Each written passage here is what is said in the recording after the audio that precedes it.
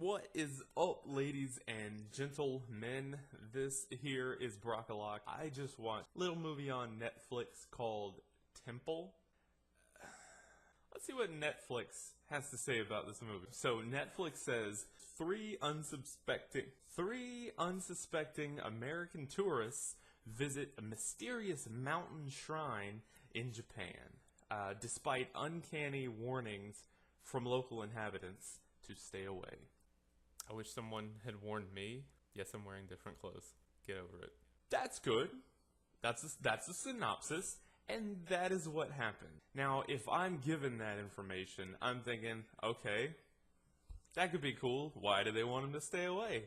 What will happen once they don't stay away? Because obviously that's what's going to happen. So I was drawn. I was like, well, let's check it out. I don't know how to feel about this one because all intents and purposes, this was a movie, right? You've got your beginning, you got the middle, you got an end to it, you've got people in it, they're saying stuff, they've got a mission, they're gonna go do a thing. Now let's see what happens along the way. There are cameras that are filming it. I'm like, alright, this could be okay. And it starts, and they're trying to develop the relationships of the little characters, which they do poorly. Then, okay, we're in Japan now. Okay, we're gonna go to this temple. Okay, we're at this temple. Okay, this stuff happens. And it doesn't make any sense. So there's this old Stephen King, Dean Koontz, I don't know who said it. It's a horror thing that's like, you don't have to explain your horror. If you explain the horror, you've lost it, right? But if I have no idea, it's not so much why the stuff in the movie was happening, but just what any of it had to do with anything else. You had a creepy kid, you've got this monstery thing, you've got a weird book, you've got people telling them don't go to the place where they're going, but it just didn't... None of those things. When you're like, oh, maybe the kids are there because of that dude that killed all the kids, and now they're out to get revenge because he's like an ancestor. The visiting dude is an ancestor. I guess I could make that up and say that's what happened just to make myself feel better about this movie, but no, it wasn't in there. And I'm not going to do that. I'm only going to fill in so many gaps. Imagination isn't there to make the movie. It's there to intentionally, by the maker, to make me think more, right? No, I'm not just going to make up why the movie happened. That's your job, movie. There wasn't anything wrong, any one particular thing wrong with the movie. Okay, I take that back. Yeah, there was a lot of things wrong. My question I'm left with is, what was this, as a horror movie, supposed to do? Am I supposed to be grossed out? Am I supposed to be terrified? Am I supposed to just be uneasy throughout the thing? Like torture movies, like where I'm like, obviously, when it comes to horror, that depends on the director and the producer and what their vision was. But there's no clear vision here. It's just not there. You say, oh, well, maybe you just missed it. I thought the exact same thing, so I watched it again. Yes, I watched this movie 2 times. And the second time, knowing how it's going to end, I'm like, okay, well, let's look for stuff that I might have missed. And in the beginning, you see like a little cloth that they show at the later in the movie. And then you see a couple other things. You're like, oh. But it still doesn't help. Let's say a good thing about the movie, right? Let's try one. Other than the fact that it felt like a movie, the music was good, was pretty spot on. I would iTunes that soundtrack. I could sail a ship to that music or attend Hogwarts. It was doable. Again, the movie was a movie. One thing I do is I refrain from reading other reviews. I don't do anything like that before I watch a movie. I just click on the movie, and if Netflix recommends it based on so many stars, that bears no relevance for me.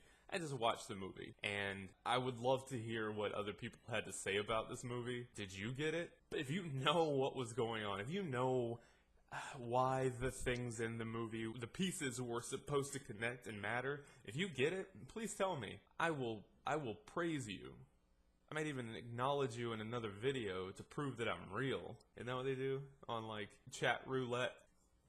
So like I said, it definitely looks like a movie. You've got a dark history of child murder surrounding this temple and this statue. There's the 3 main characters, right? You've got Rosario Dawson, you've got Edward Norton, and you got Jared Leto, or Leto, I don't know his name, and they bring him along. They're gonna go to Japan to do this school project for her, according to her. I don't know what school she's attending. And I don't know how they just up and go to Japan. Maybe they're bajillionaires and they own Taco Bell restaurants. I don't know. Who would know? You can't watch the movie 10 times and figure that out. Exposition wasn't a thing in this movie. It was mostly about the here and now. No, but I take that back because they kept showing the old stuff about the clips from the 40s and the newspaper clippings. So it's just a gaggle. It's just a confusing gaggle. Anyways, there's two friends, childhood friends, and then there's a boyfriend and action. That's all you need. Let's go. Let's do this movie. They're in Japan for a couple days, and the friend is like, just out of nowhere, he's like, I'm feeling like a third wheel. Like, the movie it just got off the plane, right? Or they're going to the hotel. I don't know. It just started. Maybe you should have brought your brother. Oh, wait. His brother's dead. So they're in Japan, and at one point, Norton cheats on Rosario with a dancer or a lady of the night at a club, and they get back the next morning. The friend wakes up, and then Rosario's like, I heard you met someone last night. And he's like, what? And the guy looks at him like, don't you tell, bro. Bro code. No, there's no bro code here. This is your best friend, and this is douche faucet here, who isn't being nice to you at all, and he's cheating on a person who's looked out for you after your brother died? No, you don't stick up for that fellow. Well, we'll blame the hysteria on the fact that this is a horror movie and creepy things are in his brain. I don't know. I got nothing. Oh, there's a scene where they're about to go to the temple, and they're all three staying in this one room. Now is third wheel time, bro. But he takes a different direction. First, the boyfriend and girlfriend decide to have clothing optional relations. They choose no clothes. So instead of third wheeling it and being like, oh god, and pulling his blanket over, he films it. What? Ooh, this will make it better. Then while he's filming, the lights come on and they realize he was there. And then they just go on to the temple the next day. There's no fisticuffs. There's no like, here's a one-way ticket the heck out of here. No, none of that happens. They're just like, come along, creep. We gotta get this plot moving. Come on. It's the 40-minute mark. Something must happen. Let's go. Forget that little deal. No, just come on. We got a movie. We got a movie to do. I guess for me, the entertainment value, was I entertained? The entertainment value was sitting there on the second viewing, just trying to get it. Trying to be like, is that because of the thing with the, or is it with the thing with that, okay, more movie. Let's see more movie. Maybe if I get another little tidbit, it'll just ding. But there's no Pulp Fiction. There's no Memento. It's not like, but they used that. They tried. Either keep it simple or purposely make it complex with the intention of making me want to watch it, right? They did neither. But they do reveal a thing at the end, just to play the game, I guess, the movie-making game. They get there, and the ending happens, and it's such a translucent reveal that the only people, I think, who didn't see it coming were the people making the movie, because they just were playing this one by ear.